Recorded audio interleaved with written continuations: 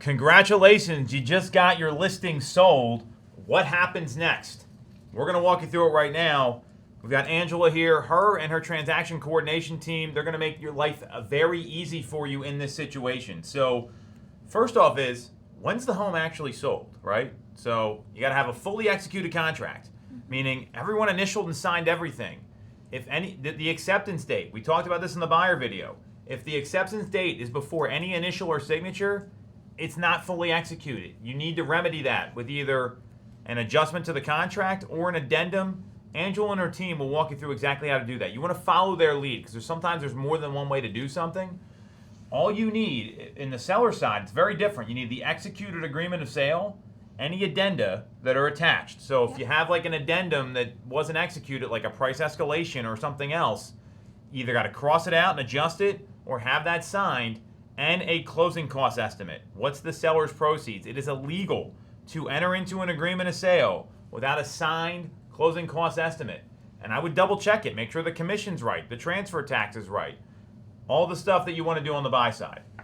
So once that happens, what do they do next? So they got the fully signed contract, it's executed, the acceptance date is right. What happens next? We also want to make sure that we have the executed seller's disclosure, lead-based paint, and the pre-approval or BFI and proof of funds, if applicable, of the buyer. So all that should be in your loop as well. But mainly just the agreement. So when all the documents are in there, everything's good to go, I will send out a dates to remember to your sellers, going over a summary of the transaction, when the buyer's deposits due, inspections deadlines, settlement. I will include instruction on the U&O, if the use and occupancy, if it's applicable, and giving them a little of information on how and when to order the resale package. Yep. And here's the thing with this use and occupancy. We have made some adjustments in our process where we're going to have the seller sign off on use and occupancy requirements when you take the listing. You might have to tell them 3 or 4 times. And the use and occupancy is typically the seller's responsibility to comply with. So you want to make sure you're going over this with them up front. And again, they're going to send it out, let them know what it is. This is stuff that's got to happen. So you don't want to let these things slide through, because when the seller gets a surprise of tens of thousands of dollars, they're usually not really happy. So we want to make sure we're keeping them happy here. So you let them know about the U&O. All the docs are signed. And by the way, all the docs she went over, that's in our offer presentation instructions. That's what we look for from any offer that comes in, because we're going to need some of these signed and generated by the buy side. So if they're not giving them to you, they're just not following the instructions. So we get all the docs, you post the address and executed contracts, the Slack channel. Then from there, you send out the date email. Yes. Explain what that is again. It's a summary of the transaction and the key deadlines for your seller to review. Now here's the thing with the sell side versus the buy side. That email is going to go out. You're waiting for responses. It's up to the buyer agent and the buy side to schedule all this stuff. We're really waiting on all that. If they reach out to you directly, we recommend you schedule everything through showing time. You're not an appointment setter for the buyer agent and their client. Your job is to go get appointments with new clients to go sell other homes to. Use showing time. Make sure they're following the process. Just because they're reaching out to you and pinging you doesn't mean you need to respond that way. It's very easy to do. I would preempt this with the seller. Hey, so Mr. and Mrs. Seller, congrats, we got the home sold. Our transaction coordination team is sending you all the dates. And let's Phil Jones that. Here's what happens next.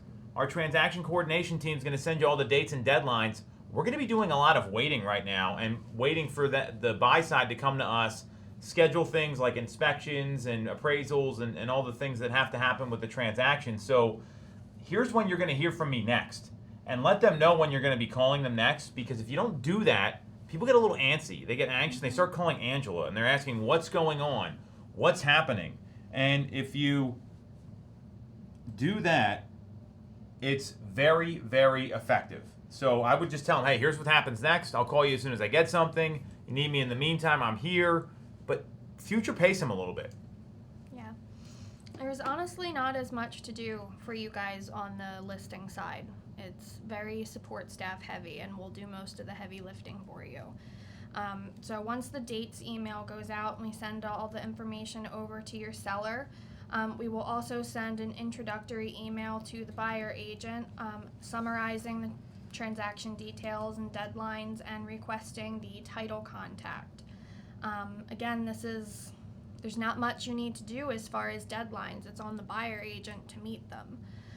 So one of the first things that they'll do is get their client to send the deposit into our office, and we keep track of that on the back end. You don't need to do anything there. We will let you know if there's a problem with it. One thing you do want to keep an eye on, so again, we do request the title contact in that introduction email, but if you're receiving any communication from the buyer agent or the title company that the buyer elected that you see I'm not included on, you want to forward that to myself and the virtual assistant, Jonery, so we have that contact information and know all the proper parties of the transaction. Yeah, and don't be the person that feels like you can't deal with a TC, because that creates a lot of problems. I mean, anytime, and I can speak from this on the listing and the buy side, when people come to me for information, I'm like, well, I don't even know what's going on. You need to talk to Angela. So follow the protocol from both sides here. So the first deadline you got to be aware of is there a home inspection reply? That's the big thing where agents need to understand this. So you're going to be the one negotiating the reply. Angela is not a licensed agent, so you have to handle these negotiations. There's 3 outcomes with the home inspection, and you're going to want to explain this to the seller. The buyer can accept the property and the conditions stated in the report. They can terminate the agreement if they're unsatisfied, or they can negotiate for a repair or for credits.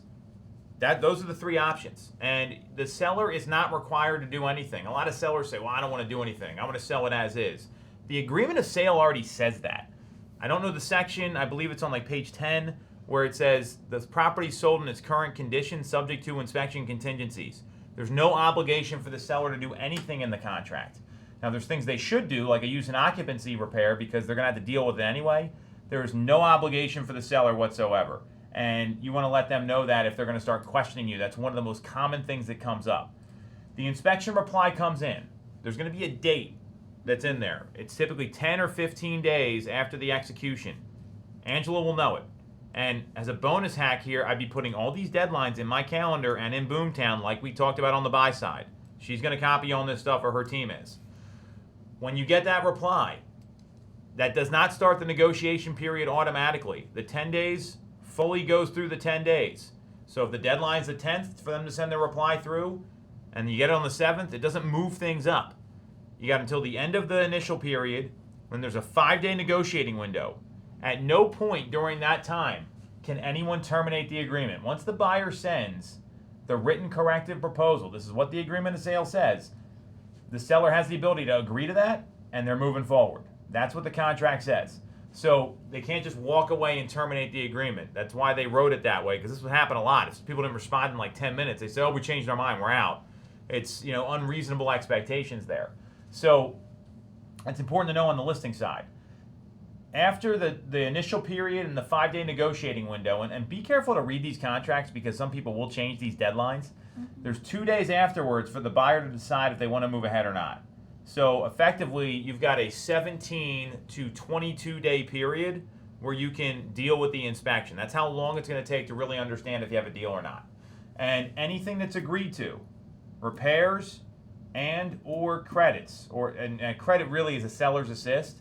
You got to get a fully executed addendum with a new closing cost estimate for the seller if their numbers change. Yep. Anything I missed there? No. All right. So provided everything's going well with the transaction, I will get started on ordering the U&O on behalf of your sellers. So you will see an email come through from Kelly Parmiter and Jennifer Judge, our team conveyancers. I make note and keep track of that on the back end. I do recommend, each municipality is different, so make sure you're familiar with what the requirements are. But I do recommend that we're at least holding the earnest money deposit before we really get started on that process, because if the deal falls apart before it begins, the UNO can be a lot of work up front for very little payoff if it falls apart. So. And don't think this UNO is an afterthought. Some of these townships and municipalities are very invasive. We're going to have sellers sign off on the requirements because we want to make sure they're acknowledging, here's what's going on. This is not something you can just punt to the transaction team because there's negotiations involved. There's major repair. I've seen some, $30,000-$40,000 repairs sometimes for sewer laterals or sidewalks or all sorts of stuff.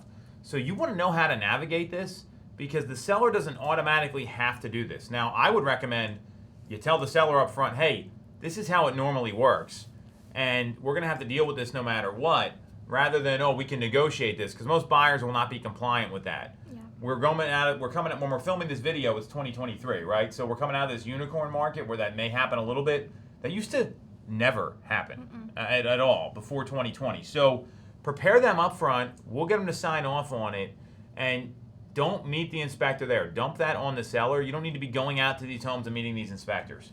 So that's gonna, and then once you get the certification and the repairs are done, that's pretty much the last major hurdle besides any like HOA or condo docs. HOA and condo docs. Our office is going to order them. We have to order them within 15 days. That's what the law says. We don't know when we're going to get them. The deal's not done until that buyer has them for 5 days. Day one is the day after they get them. So I would make sure you get that receipt of documents signed by the buyer immediately upon sending, and send them via email so we can track it and see when they get it.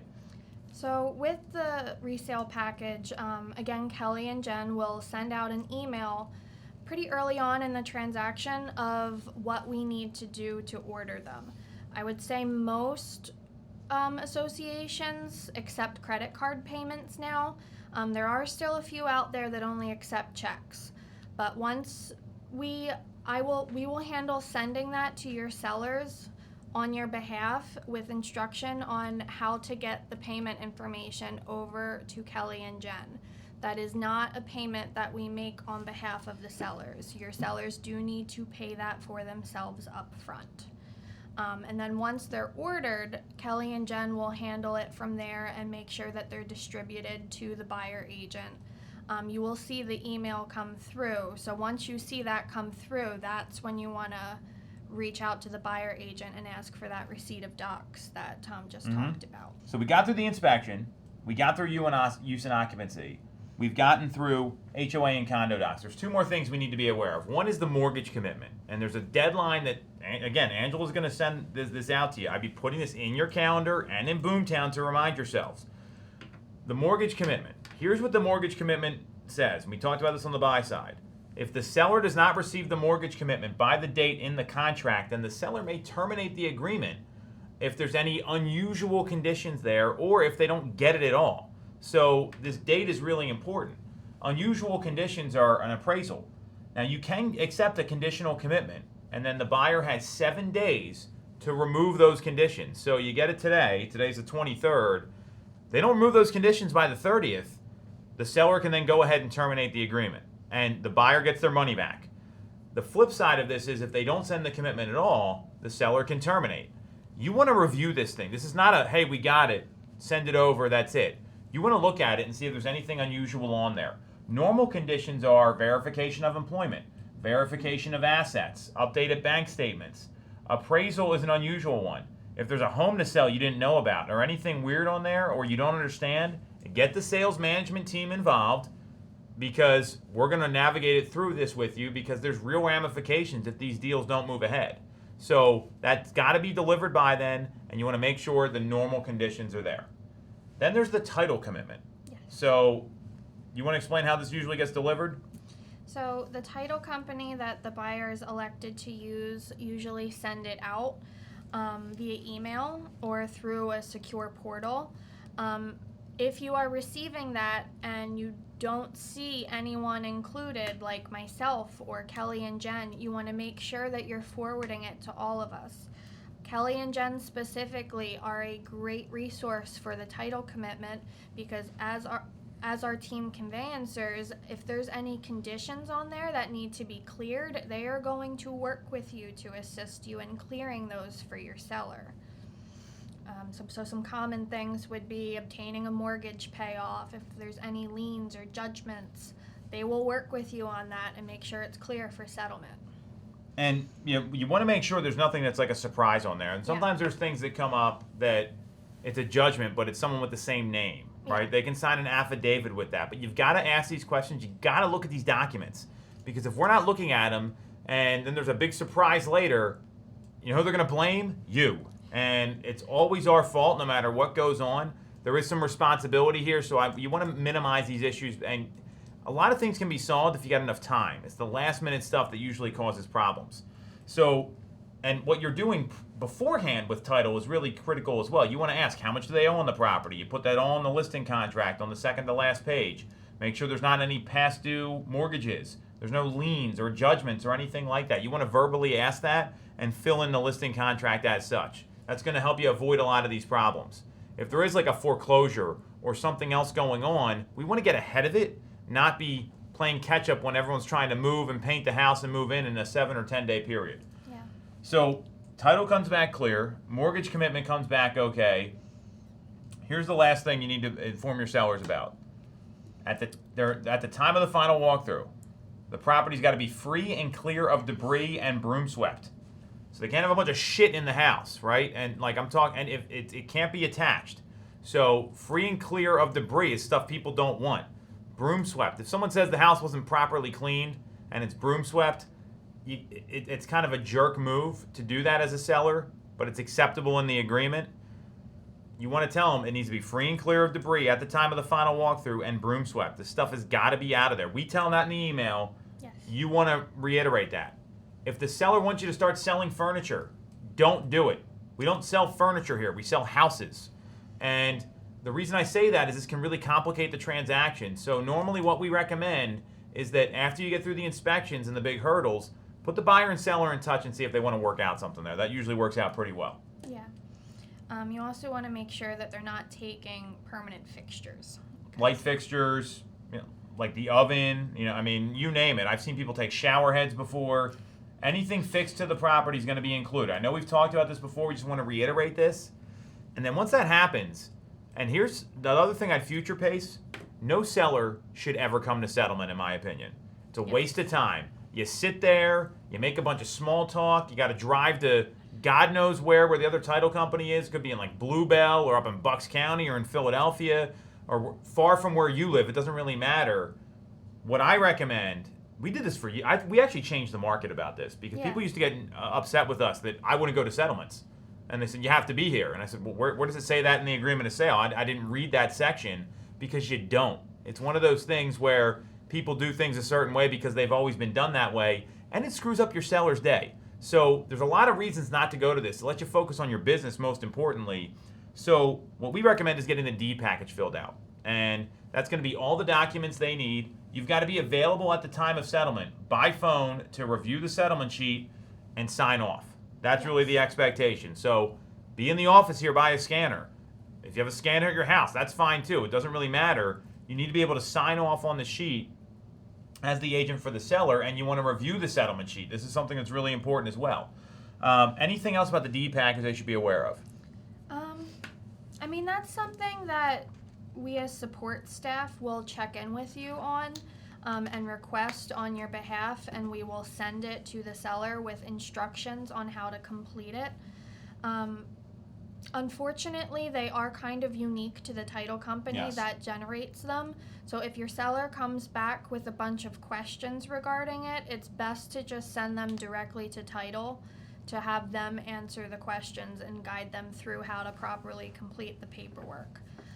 It is a little bit of a time sensitivity issue because the title company will require the physical copy of the deed package to close. They can't close with just a scan of it. So there needs to be enough time for them to overnight or FedEx or whatever option the title company gives us to get them back to their office. Well said. But this is going to save you a lot of time. It I really want people to think about this. Let's say the settlement's a half hour away, right? So you drive there, drive back, that's an hour. If you're lucky, you're out of there in an hour. Yeah. So that's 2 hours. Most of the time it takes longer. If you're doing 20 sales a year, 30 sales a year, well, all of a sudden you just spent a week or 2 weeks in settlements. take a vacation. You could do something else. So I don't care what other people say. I'm going to tell it to you like it is. This changed our business in the amount of productivity by not going to settlements. So the one thing you do want to pay attention to is the settlement sheet, right? Yes. So prior to closing, the first time you see the settlement sheet should not be when you're signing on behalf of your sellers. You should be getting that to review prior, and you want to make sure that everything matches as close as possible to the estimated costs that you provided to them. So is the price accurate, if there's any? Time out. The first thing you want to look for, are you getting paid the right amount of money? She's laughing. I've seen people do this on the other side of the table where they don't pay attention and they're walking away with thousands of dollars less than what they're supposed to.